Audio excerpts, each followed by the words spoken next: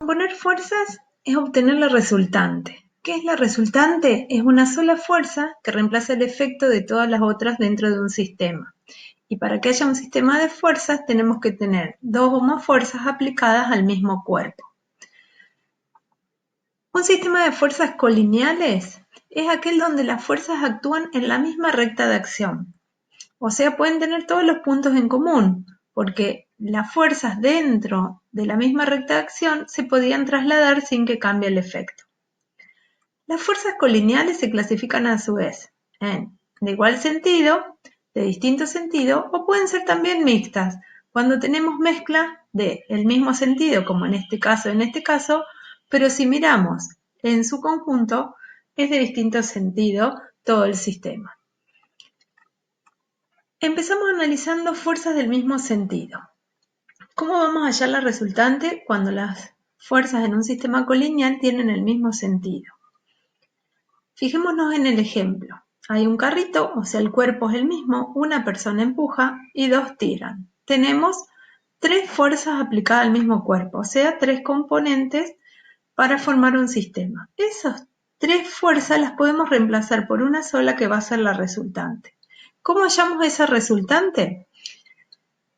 En el caso de que las fuerzas sean del mismo sentido, en forma analítica la resultante se obtiene sumando las tres fuerzas.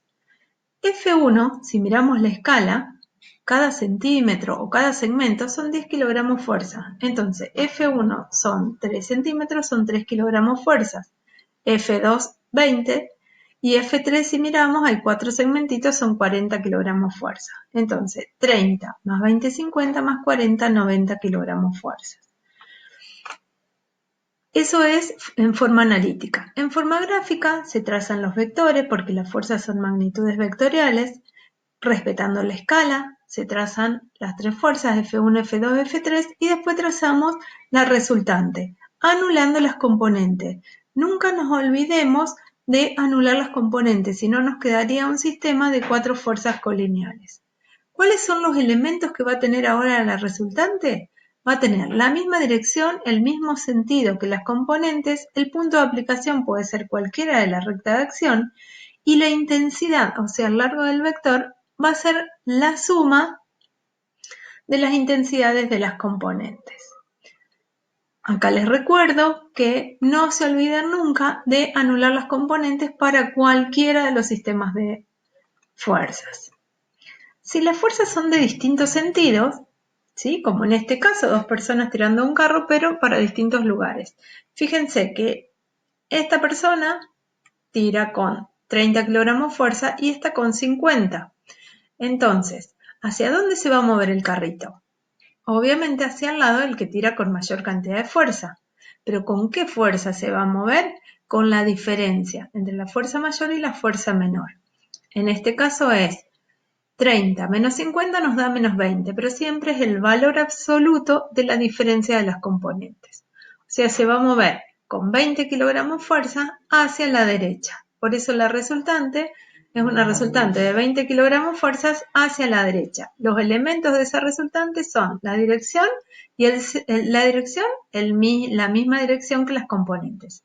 El sentido, el mismo sentido que el de la mayor. El punto de aplicación cualquiera porque se puede trasladar y la intensidad que tenga a lo largo del vector va a ser la diferencia de las fuerzas. Acá hay un ejemplo de dos fuerzas cuando actúan en la misma recta de acción con el mismo sentido y con distinto sentido. Está la resolución analítica y gráfica. Y para finalizar está la definición de estática. Estática es la rama de la física que estudia los sistemas de fuerzas cuando están en equilibrio. ¿Y qué quiere decir que un sistema de fuerzas esté en equilibrio? Que la resultante es igual a cero. Fíjense en este sistema de fuerzas colineales de distinto sentido, si las personas tiran las dos con la misma fuerza, el carrito se va a quedar quieto, va a estar en equilibrio. Y si restamos F1 y F2 y tienen el mismo valor, la resultante va a ser cero. Por eso decimos que un sistema está en equilibrio cuando la resultante es igual a cero.